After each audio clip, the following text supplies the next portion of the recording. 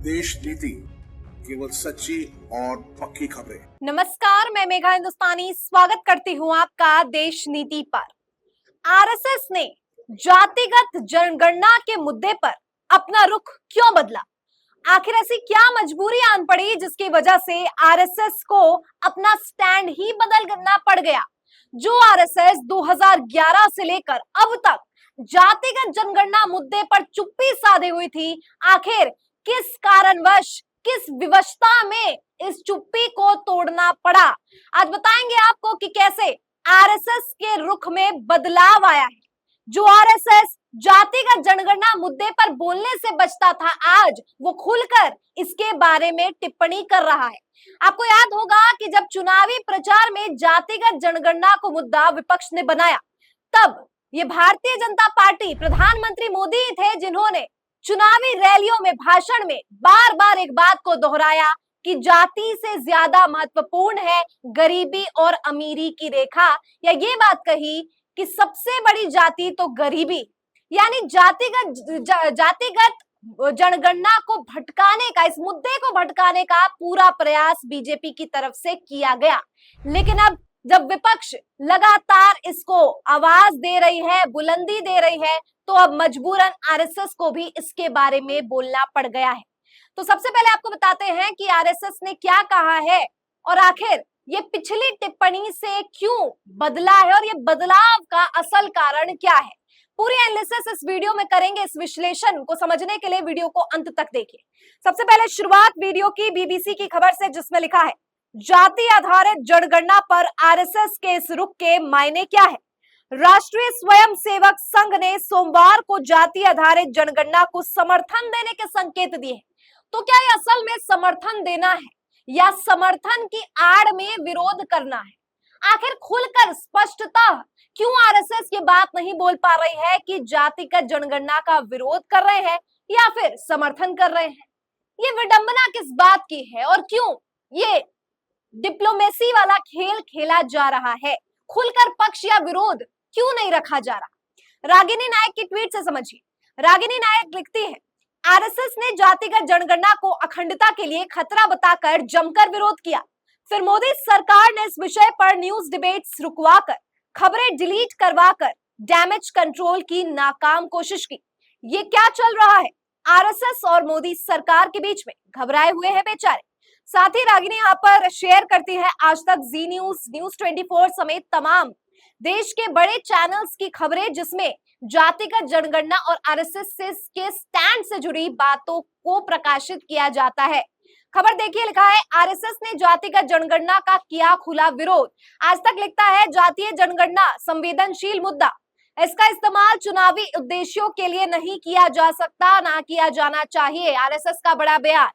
जी business कह रहा है राष्ट्रीय स्वयंसेवक संघ ने जातिगत जनगणना को लेकर बड़ा बयान दिया है। आरएसएस ने इसे लेकर संवेदनशील मुद्दा बताते हुए कहा है कि जातीय जनगणना से समाज की एकता और अखंडता को खतरा हो सकता है।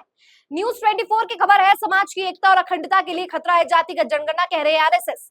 इंडिया डेली की खबर है, जातीय जनगणना संवेदनशील मुद्दा, इसे एकता अखंडता को खतरा, आरएसएस ने कह दी बड़ी बात। समेत तमाम बड़े न्यूज चैनल्स की बात कही है, जिसमें ये बात कही जा रही है कि आरएसएस ने विरोध किया है। लेकिन क्या आरएसएस ने सचमुच विरोध किया है? अब इसके बारे में आपको बताते हैं। इसके बारे में आपको बताएं इससे पहले विपक्ष के कुछ बड़े नेताओं की ट्वीट पढ़िए, ताकि आपको समझ आएगा कि आरएसएस के ऊपर ये दबाव किस वजह से आ रहा है। तो मल्लिकार्जुन खड़गे लिखते हैं, आरएसएस स्पष्ट रूप से देश को बताए कि वो जातिगत जनगणना के पक्ष में है या विरोध में। देश के संविधान के बजाय मनुस्मृति के पक्ष में होने वाले संघ परिवार को क्या दलित, आदिवासी, पिछड़े वर्ग व गरीब वंचित समाज की भागीदारी की चिंता है या नहीं?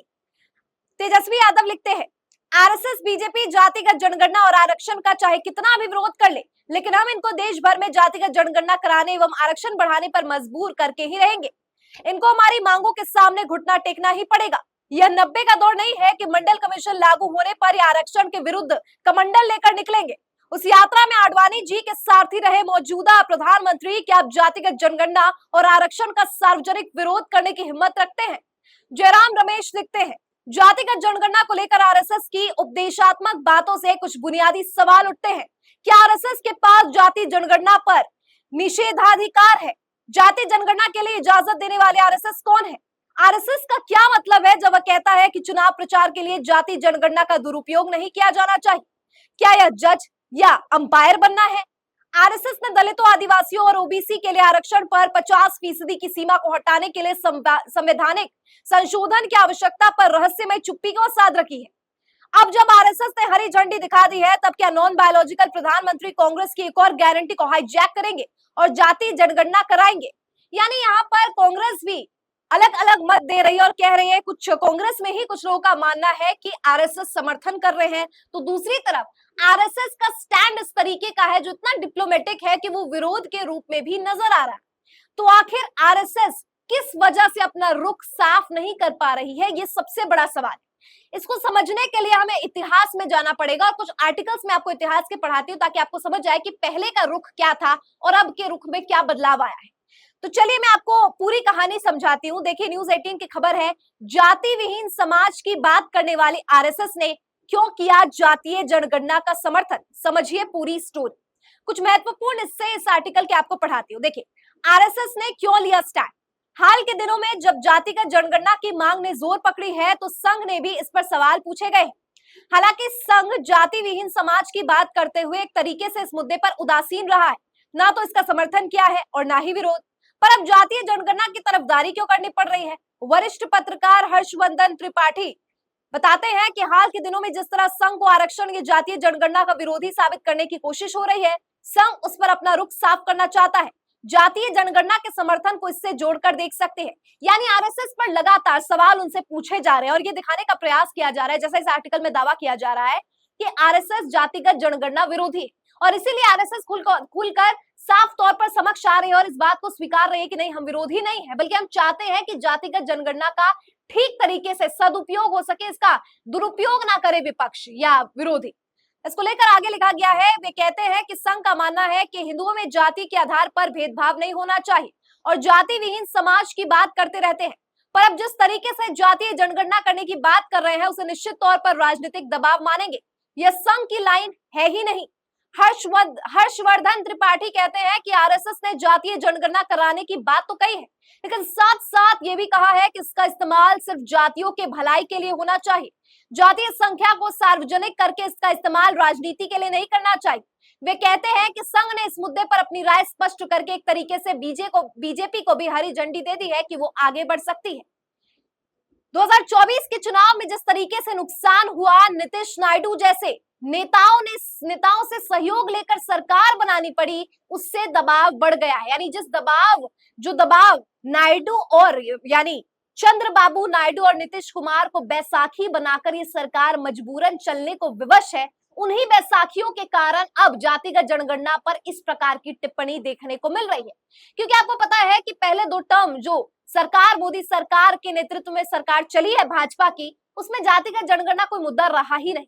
और जब भी विपक्ष ने जातिगत जनगणना को मुद्दा बनाना चाहा, तब बीजेपी आरएसएस की तरफ से कोई भी रुख स्पष्ट नहीं किया गया। लेकिन अब बीजेपी आरएसएस को सामने, मैं कहूं आरएसएस को सामने आना पड़ रहा है, क्योंकि उनकी छवि धूमिल करने का काम विपक्ष द्वारा किया जा रहा है। ये बात जो है अलग अलग आर्टिकल्स के इससे समझी जा रही है। इसको लेकर आगे समझिए क्या है पूरा खेला। भले ही वो ये कहे कि सब कुछ ठीक ठाक है, लेकिन अंतर खाने राजनीतिक रूप से बहुत बड़ा प्रभाव पड़ा है। संघ और बीजेपी सोचने पर मजबूर हुई है कि जिस तरीके से दलित पिछड़ों ने वोट की ताकत दिखाई है, वो भाजपा के लिए बड़ा खतरा है। और यही कारण है कि अब ओबीसी, पिछड़े वर्गों, दलित, अल्पसंख्यकों के वोट पर चोट नहीं करना चाहती है, यानी अपने ही हाथों से, कुल्हाड़ी से अपने ही कब्र नहीं खोदना चाहती है भारतीय जनता पार्टी। इसीलिए कोई भी रुख नहीं खुलकर सामने आ रहा था। लेकिन अब आरएसएस ने ये बात इसलिए कही है और काफी डिप्लोमेटिक है, होनी तो चाहिए लेकिन इसका दुरुपयोग नहीं होना चाहिए। कहने का मतलब क्या है आपका? क्या आप समर्थन कर रहे हैं? क्या आप विरोध में बात कह रहे हैं? बहुत से ऐसे सवाल है जिस वक्त है। अब मैं आपको पढ़ाती हूँ 2023 में बीबीसी ने क्या छापा था चुनाव के समय। आप समझ सकते हैं चुनाव से पहले की एक खबर है और चुनाव आने वाले थे, तो उस समय क्या गणित था वो आपको समझाती हूँ। बीबीसी की 1 साल पुरानी रिपोर्ट जिसमें लिखा है, प्रधानमंत्री नरेंद्र मोदी जाति आधारित गणना पर सवाल उठा चुके हैं। मोदी जाति की जगह गरीबी और अमीरी की बात कर रहे हैं। बिहार में जाति आधारित गणना के बाद बीजेपी के कई नेताओं ने इसका सीधा विरोध करने की जगह यह भी आरोप लगाया कि इस गणना में कई दोष है और इसमें कई जातियों की संख्या नहीं बताई गई सही से। मतलब आप समझिए कि जो लोग विरोध नहीं कर पा रहे हैं क्योंकि उनकी जो जातीय समीकरण है वो खेल बिगड़ जाएगा, सेंधमारी हो जाएगी वोटों की, जातियों की, इस वजह से खुलकर विरोध नहीं कर पा रहे जो लोग, वो कह रहे हैं कि जातिगत जनगणना का दुरुपयोग हो सकता है, सही जातियों की संख्या नहीं बताई जाएगी। और इसी स्टैंड पर अब आरएसएस भी दिखती हुई नजर आ रही है। एक प्रोफेसर है सीएसडी के, लिखते हैं संजय कुमार कि बीजेपी क्या कोई भी पार्टी इसका खुलकर विरोध नहीं कर सकती क्योंकि यह खतरे से खाली नहीं है। क्योंकि आप समझिए कि बीजेपी को ओबीसी समुदाय से बड़ा वोट मिलता है, देश भर में इनकी आबादी 50% के आसपास है। इसका विरोध करने से ओबीसी समुदाय के ऐसे वोटर भी नाराज हो सकते हैं जो जातिगत सर्वे को लेकर तटस्थ हैं, और इसीलिए अब आरएसएस को अपना स्टैंड बदलना पड़ रहा है। आगे पढ़िए, वरिष्ठ पत्रकार रशीद किदवई कह रहे हैं कि सबसे बड़ी बात है कि आरएसएस को लगता है कि जाति तोड़ने का काम करती है। देश और समाज के लिए धर्म और आस्था महत्वपूर्ण होती है, न कि जाति। साल 2015 में मोहन भागवत ने आरक्षण विरोधी बात भी की थी, लेकिन उसके बाद संघ भी इसका बहुत ज्यादा विरोध नहीं कर पा रहा क्योंकि उसको पता है कि इसका एक राजनीतिक मकसद है। बीजेपी के सामने एक मुश्किल यह भी है कि वह सरकारी पक्ष है। उसके हाँ कहने का मतलब है कि देश में साल 2025 की जनगणना जाति के आधार पर करानी होगी और आरक्षण लागू करना होगा। फिर सुप्रीम कोर्ट ने आरक्षण पर 50% की जो सीमा तय की है उसे हटाना होगा। इससे तमाम राज्यों में अलग अलग हालात पैदा होंगे, और यही कारण है कि फिलहाल बीजेपी भले इस मुद्दे पर सावधानी बरत रही हो, लेकिन जाति को लेकर उसकी राजनीति हमेशा एक जैसी नहीं दिख रही है। यानी जातिगत मुद्दे पर हमेशा, चाहे वो आरएसएस हो चाहे बीजेपी हो, अपना स्टैंड बदलती आई है, क्योंकि जो पिछड़ा वर्ग है वो एक वोट बैंक है और कोई भी नहीं चाहेगा अपने वोट बैंक को लूज करना, अपने वोट बैंक से हाथ धोना। आगे खबर पढ़िए, लिखा है राजनीतिक मामलों के जानकार का मानना है कि ऐसा नहीं है कि बीजेपी जाति की बात नहीं करती, प्रधानमंत्री की भी जाति बताने की कोशिश की जाती है।